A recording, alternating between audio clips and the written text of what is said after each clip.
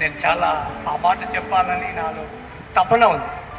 ఏంటంటే ఈరోజు మీకు అందరికీ చెప్తూ వీళ్ళని కూడా ఒక మాట చెప్తా ఉన్నాను. మనం దీర్ఘాయుష్మంతులుగా జీవించాలి భూమి మీద అంటే ఏం చేయాలా? మనము తల్లిని తండ్రిని సన్మానించాలి. అది ప్రాముఖ్యమైనది. ఈ రోజుల్లో చాలా చోట్ల పెళ్ళిళ్ళైన తర్వాత, పెద్దలైన తర్వాత కన్నోళ్ళను మర్చిపోతున్నారు. అది బాధకరమైన విషయం. మనం చూస్తూ ఉంటే ఎన్ని ఆశ్రయాలు ఉన్నాయి. ఎందుకు అవి ఎక్కువగా సంఖ్య పెరుగుతుందంటే చూడక దేవుని మాట అంటుంది మనకి దీర్ఘాయుష్మంతులుగా భూమి మీద మనం జీవించాలి అంటే మనం తప్పకుండా మనని కన్న తల్లిదండ్రులు మనం ఎన్నటికీ మరిచిపోకూడదు. అలా మనం ఉన్నట్లయితే దేవుని బ్లెస్సింగ్ మన మీద, మన కుటుంబం మీద దిగివచ్చునుగాక.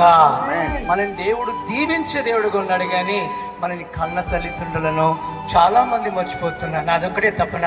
నిన్న ఒక విషయం విన్నాను. ఒక తండలో మన ఆదివారం ఒక తల్లి చెప్తా ఉంది, ఒకే ఒక కుమారుడంట, తల్లికి పక్షపాతం వచ్చిందంటే, పక్షపాతం వచ్చి మంచు మీద పడతా ఉంటే కోడలు కొడుకు ఇద్దరు చాకరీ చేయలేక చేతులారా చూస్తా అంటేనే తల్లి నోట్లో విషయం పోశాడంట. వద్దు నాన్న, నేను నిన్ను కన్నాను నాన్న, నేను పెంచానన్నా, నువ్వు పుట్టినరోజు నేను చాలా ఆనందించాను నాన్న. వద్దంటే ఇద్దరంట నోరు తెరిచి నోట్లో విషయం పెట్టారంట. చూస్తా అంటేనే తల్లి ఆ కొడుకు ముందట గిలగిల్లాడుకుంటూ ప్రాణం తీసిందయ్యా. ఏమి ఈ రోజులు ఇలా ఉంటున్నాయి. నాకెంతో బాధ వేస్తుంది.